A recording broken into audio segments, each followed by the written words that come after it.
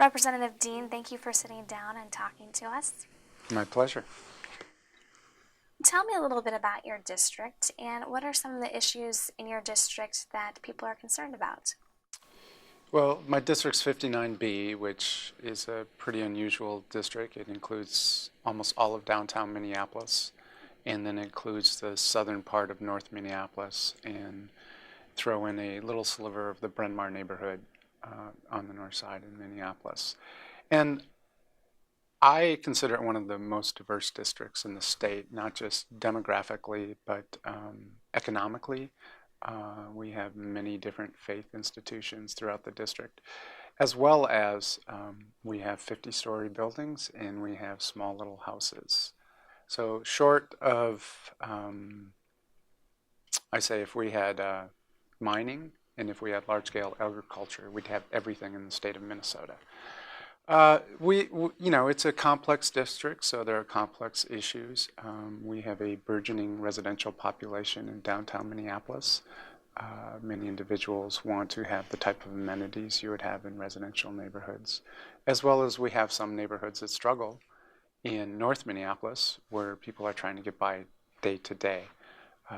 Education is a big concern in my district. We have large disparities when it comes to education in the Minneapolis public school system.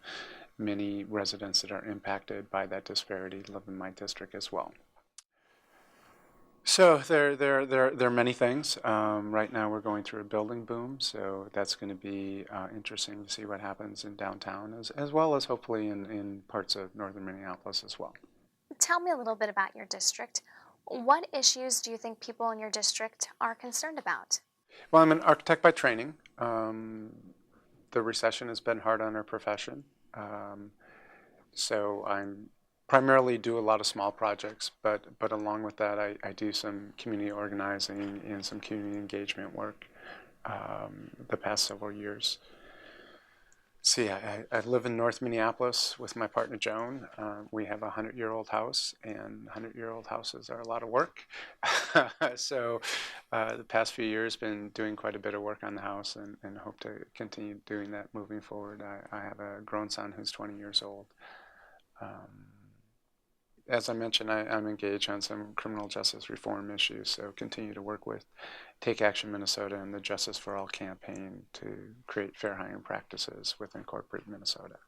Why did you decide to run for state representative?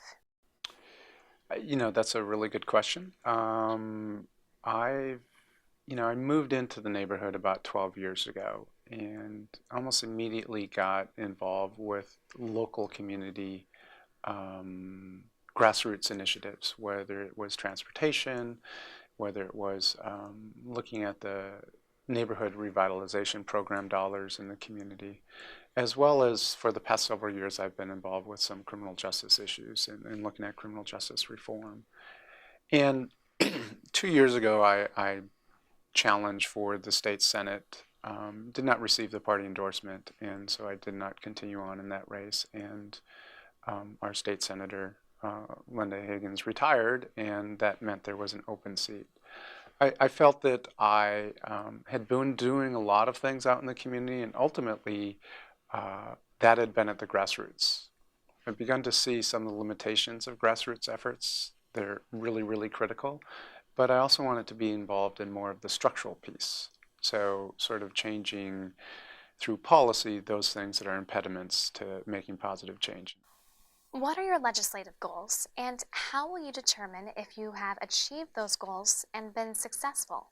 One of my legislative goals is to really pay attention and learn and listen. As a new member, I know that there's so much that I have to begin to absorb and understand. My community right now is looking at a lot of issues relative to education, so I think we need to get that right, and part of that will be as the legislature working with the school boards in Minneapolis to try to make sure that all students are getting quality educations in the district. Ultimately, I think many of us are going to be based on how we do with the state budget and what that's going to look like in a couple of years. For the past few decades, definitely the past 10 years, we've been doing fixes to something versus looking at the overall structure. And I think we need to reevaluate what that is. And if the state budget is healthier 2 years from now, I would consider that a success. Who has had the biggest influence in your life? Wow. There have been many people that have had huge influences on my life.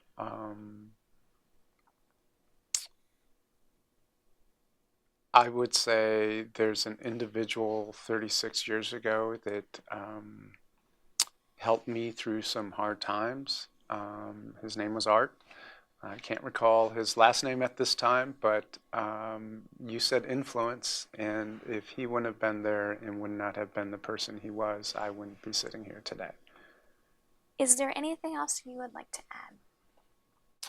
Well, nothing really other than I'm excited to get to work. I'm looking forward to the session starting on January 8th, and trying to work hard for the people in Minnesota, and hopefully we'll get the state budget and continue to move Minnesota forward, as it's been a fairly forward, I would say, a forward-looking state for the past several decades.